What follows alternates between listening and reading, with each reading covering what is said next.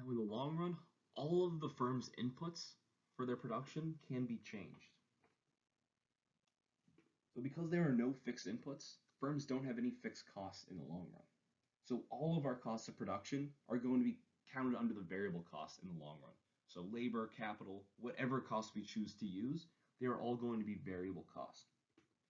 Now, typically, management decisions are considered short-run decisions because the decisions that managers are making are constrained by some of their resources. They're limited in some way with something they can't change. So, for example, some firms have to decide how many labor hours are going to be required for a particular project. Do we need to pay people overtime to make sure this gets done by the deadline? Um, Other times, it may be, do we need to hire additional workers for all the machinery that we have? Is that do we need additional people given this fixed level of capital? But sometimes they're able to make longer term decisions. So these long run decisions, should we open a new plant or something like that, where there is every single possible um, input is able to be changed. So the firm's long run marginal cost is going to be our returns to scale. At first, firms are going to achieve increasing returns to scale. So as they increase their inputs, they're going to have an even greater return to output. So they're getting more productive. Eventually, they're going to mature and have constant returns to scale.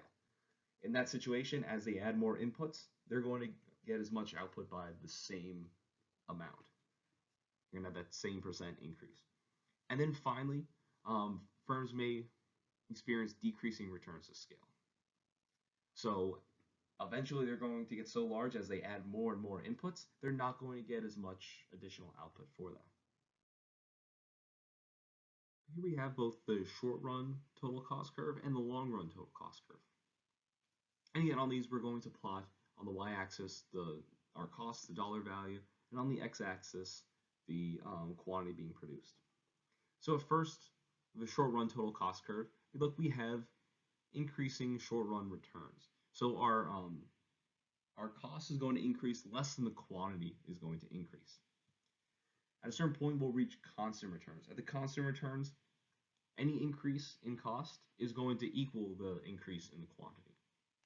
And then by the end, we reach diminishing returns. So the cost is going to be increasing more than the quantity that we're producing.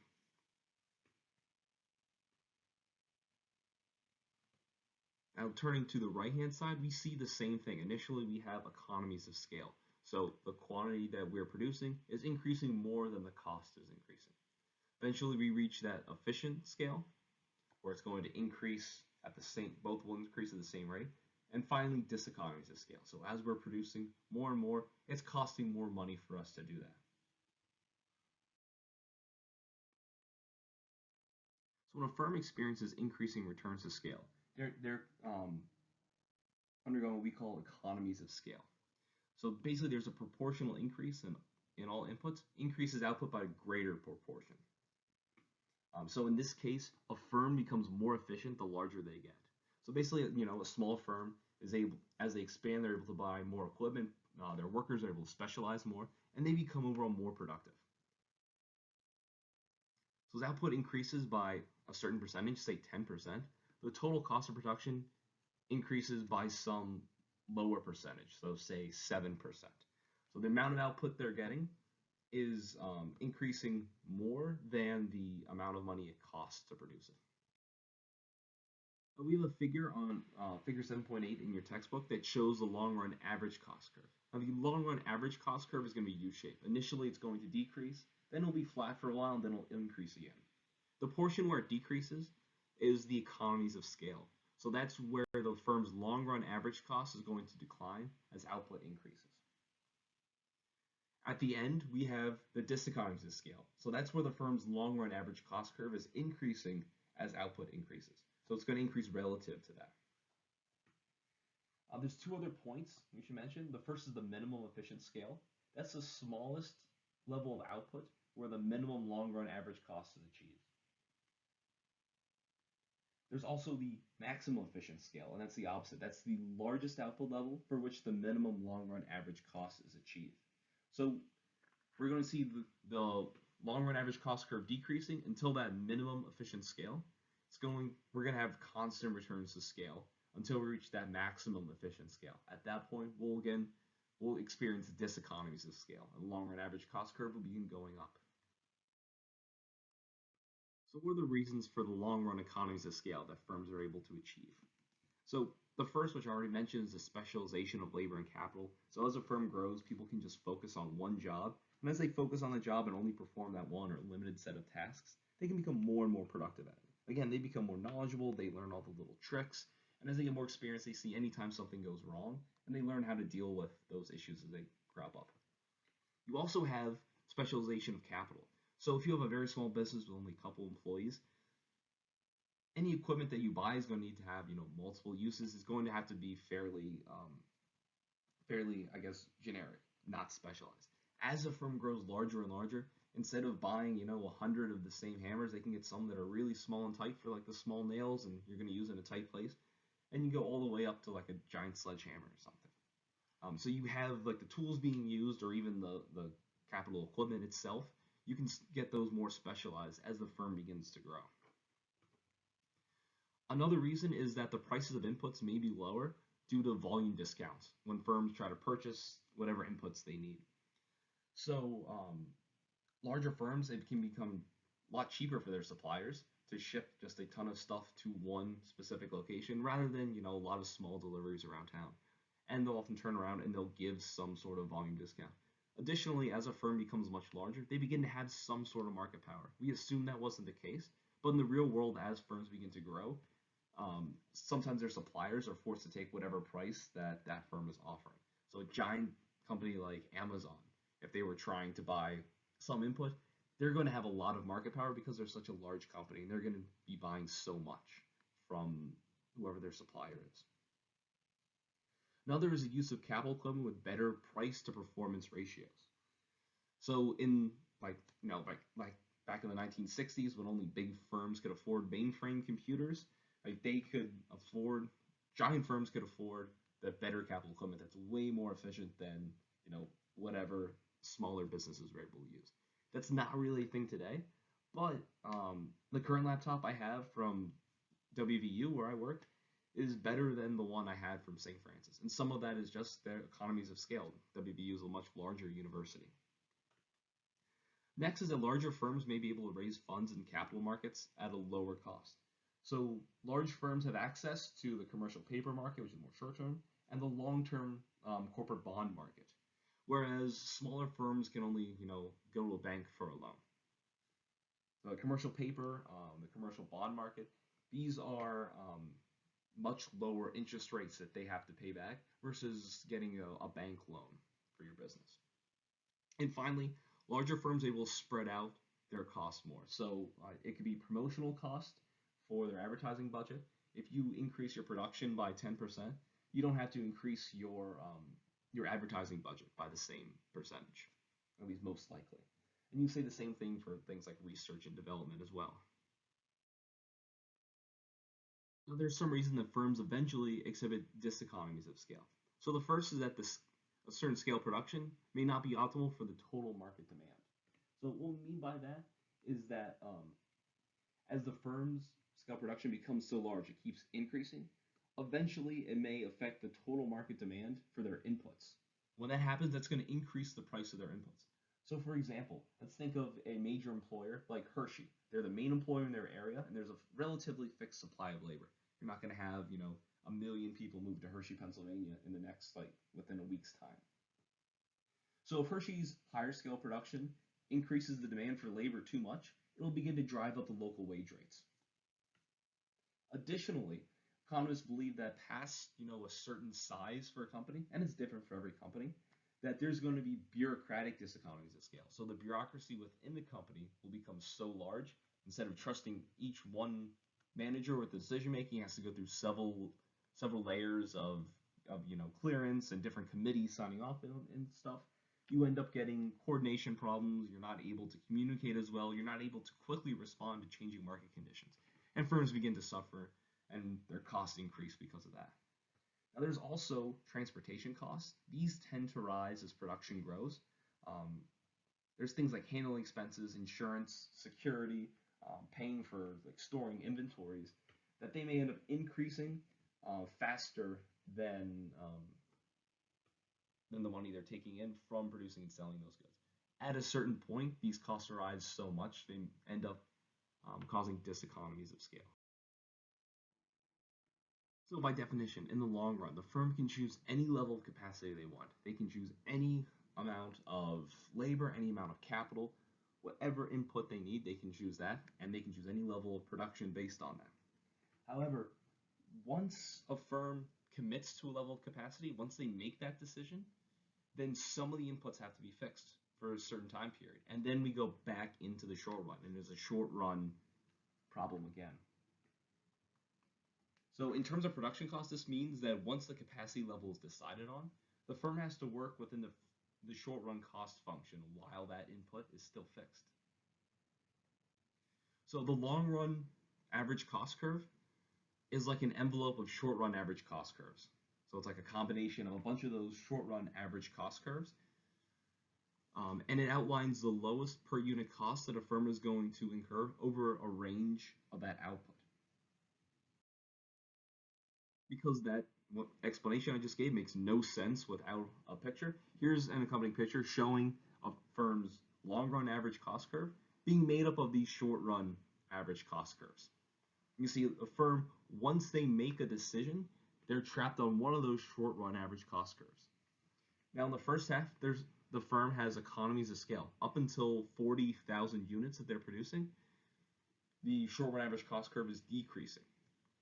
And the long run average cost curve as well is decreasing. Once they get 40, then they're suffering from diseconomies of scale. So if they increase their production from say 40 to 50,000 units, they're going to have an increasing long run average cost. So let's look at an example where a firm is trying to make a decision on what their plant size should be in the long run. So we have several short run average cost curves that end up making that long run average cost curve.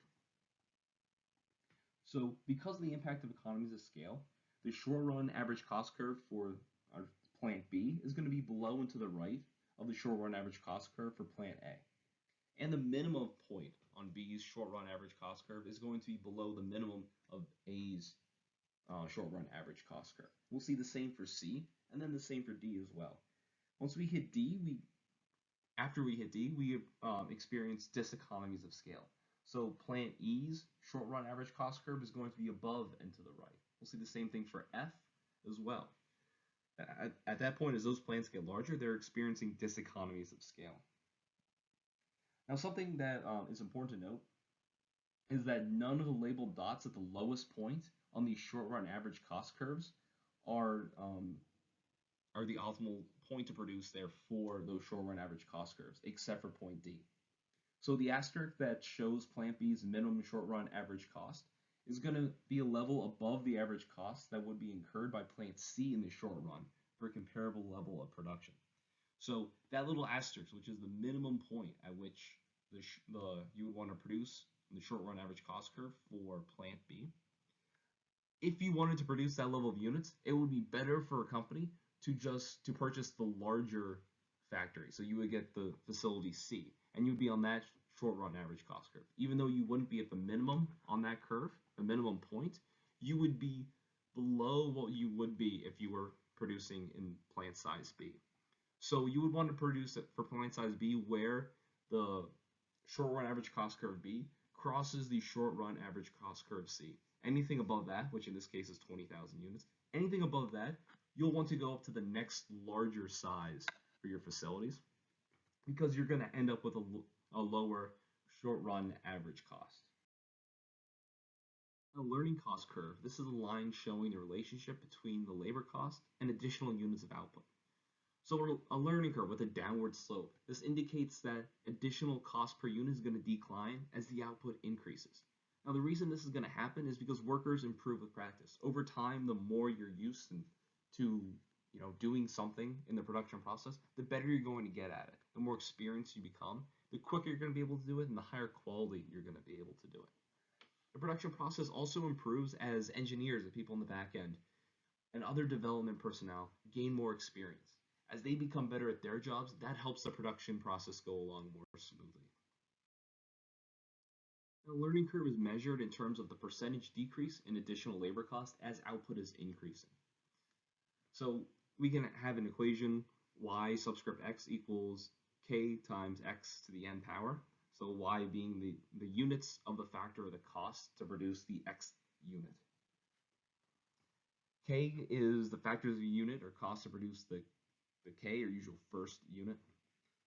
X is the product unit, and the n, that superscript, is the log of s divided by the log of 2. And s is our slope parameter. I'm not going to have you, you may have to work through one of these problems where you just plug and play. The basic concept behind the learning curve and why it's important is that as employees get used to production, when they first switch over, they're not going to be very productive when you go to a new line or maybe a new product. But over time, as you get better and better, that's going to decrease the short run average cost. That's going to drive that down over time. So you start out not being very productive. Over time, it gets better and better. When I was an undergrad, my summer job was working at a dorm furniture factory. And I worked in the warehouse, luckily, but one week I got stuck on the assembly line. And I was putting in some brackets for drawers at the middle stabilizer for a wardrobe with 2 doors. And the first week, like the first morning, it took me forever. I was so slow. But by the end of like the 3rd day, I got a lot faster at it. That's learning curve coming into play. So today's production, like if the very initial period when you first start out, the firm may be operating at a loss. And we saw this with the airline manufacturing, like 60, 70 years ago. In the early days, they weren't very good at it. They weren't very cost efficient. As time went on, they become much more efficient and they lower that long run average cost. So a lot of times new industries or firms that are producing new products have this experience where early on it's very costly, but in a short amount of time, as workers begin gaining experience, they drive down that short run average cost and long run average cost. They become much more efficient at producing. A somewhat related topic we're touching on here is the idea of economies of scope. Economies of scope is a reduction in a firm's unit cost by producing 2 or more goods or services together rather than doing them separately. This concept is, again, somewhat related to economies of scale, and this is probably the best place to place this in this course. Basically, you're producing 2 separate goods together, and that's driving down the cost. So if you're a soft drink company, you've been producing sodas for years, and you want to get into bottling, say, fruit juices. That's going to be a separate product, but because you have all the bottling lines you need, you have so much of that equipment there, you have all the logistics, you have all the advertising, you would have economies of scope. That's a fairly closely related line. You can use all those tools together. So you're going to have economies of scope in this example. Another example was in the auto industry, moving from just selling sedans to selling trucks and SUVs. Because you have so much of the equipment you need, it's very easy to begin selling these. So you have economies of scope versus a company just starting out from scratch or a completely unrelated company wanting to get in the market and offer trucks. Now let's briefly talk about supply chain management. I don't know if an economist is the best one to talk about this, but I will touch on it somewhat briefly because this is related to this chapter. So supply chain management is the efforts by a firm to improve the efficiencies through each link of the firm's supply chain. So going all the way from the beginning supplier of inputs all the way to the final consumer. Anytime we use, as a firm, that we use outside of the firm to get our inputs or to do anything that goes into the production and sale of the product, there's going to be some transaction costs.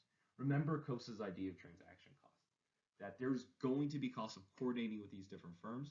It's going to take time and money to find a supplier, to agree to a contract with them, to make sure that they're living up to their end of the contract. However, there's also transaction costs and bureaucratic costs dealing with getting large enough that you own each link in the supply chain. So firms have to try to figure out, okay, what parts should we do in-house that we have the comparative advantage to do, and we have it's not too costly for us to manage, versus what can we contract out to someone else that they could do much more efficiently than we could do in-house. Now, the costs of coordination are going to arise because of the uncertainty of these tasks and the complexity of them.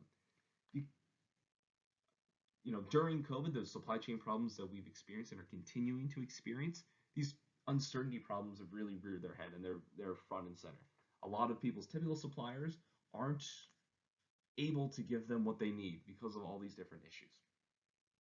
It could be people getting sick, it could be people not wanting to work, the government preventing them from working, it could be their local government not allowing exports. For whatever, there's a lot of uncertainty, so that's a very good example of it. There's also information cost that we experience because it's very difficult to coordinate the activities between all these different suppliers that a firm might have. Here we have an example of a supply chain. So we start on the left at the beginning with raw materials, going through the manufacturing process, being transported, distributed, and being stored in a warehouse, then eventually going for retail distribution, and then finally consumer ordering and making sure they're satisfied with their purchase. Very rarely does the final end point on this, so normally the retail location, very rarely do they own all steps of that process from the beginning all the way to the end. So back in the day, U.S. Steel owned their own coal mines that eventually worked its way all the way up to the steel they were going to sell. But think of it today. For example, coffee companies don't own their own plantations typically. General Motors doesn't own the mines where they get the metal from that they use to build the parts to go into the cars. So there's quite a few companies involved typically in these transactions. And people are talking now, especially due to the supply chain problems related to COVID, it's not so much a supply chain where you're getting everything from one step to the next, but more of a supply web where you're purchasing things from several different people. You're using different transportation companies. There's different manufacturers producing the inputs you're using at different stages of production. So you have, a couple manufacturing locations or even completely different firms that are doing the early stages of production, the real rough assembly. And then you have different people in the intermediate steps, and then for the final assembly step, you have different manufacturing facilities.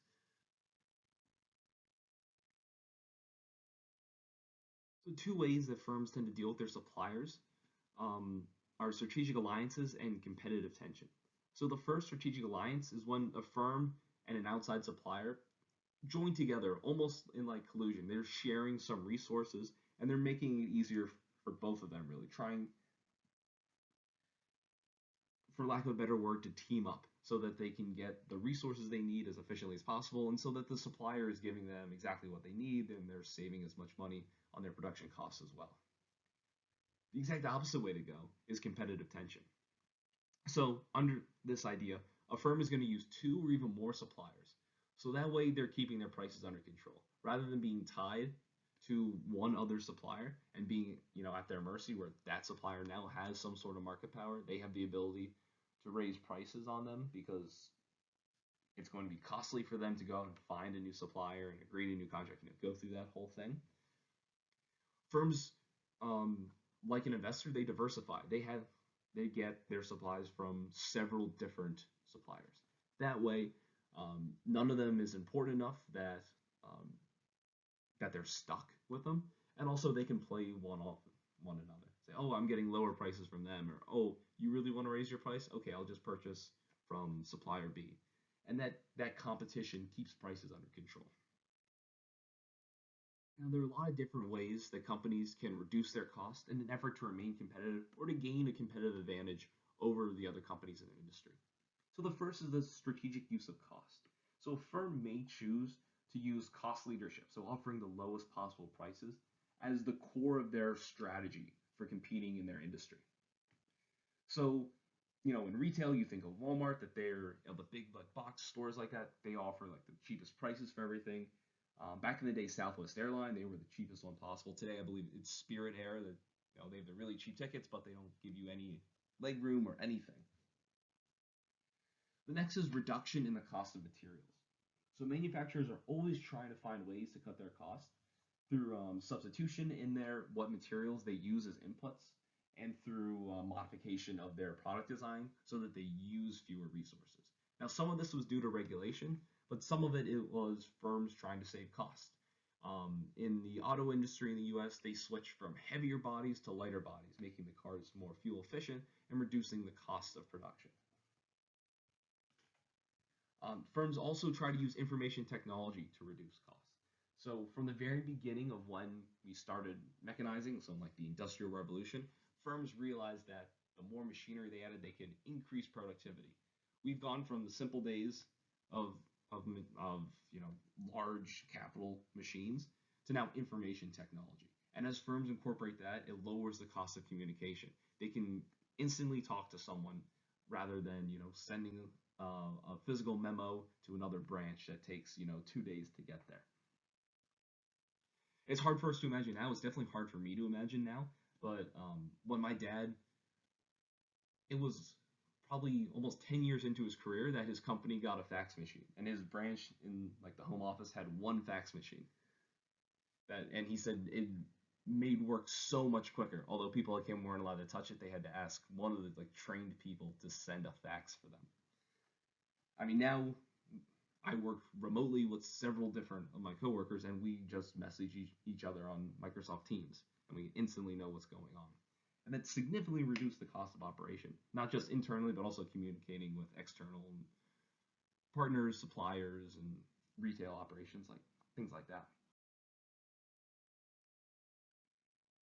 Commonly, companies have been relocating to lower wage countries or lower wage regions within the country. This is again done to cut their costs.